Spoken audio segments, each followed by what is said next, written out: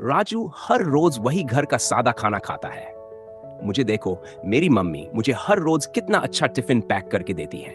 ऐसा कहकर वीरू रोज राजू को चिढ़ाता था।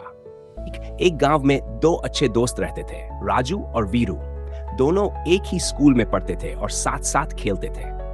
राजू के घर का माहौल सादा और अच्छा था। उसकी माँ रोज ताजा घर का बना खाना बनाती थी, कभी रोटी दाल, कभी चावल राजमा, तो कभी सब्जी।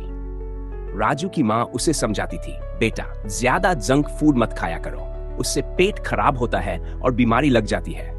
राजू अपनी माँ की बात मानता था और ज्यादातर घर का सादा खाना खाता था। लेकिन वीरू को दिखावा करना अच्छा लगता था। उसकी माँ रोज होटल से पिज्जा, बर्गर और चाउमीन मंगवा देती थी।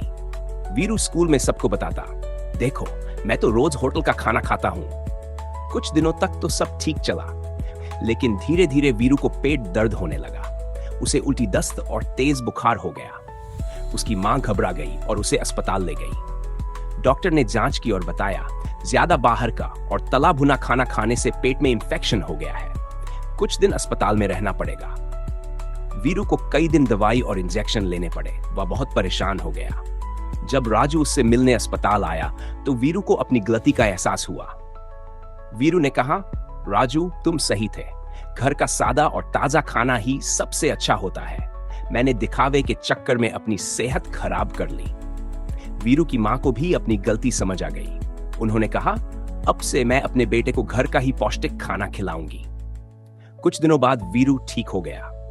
अब दोनों दोस्त रोज घर का बना ताजा खाना खाते थे और सबको भी यही सलाह देते थे। सीख, दिखावा करने से अच्छा है अपनी सेहत का ध्यान रखना। जंक फूड ज्यादा खाने से बीमारी हो सकती है। घर का सादा और ताजा खाना सबसे अच्छा होता है।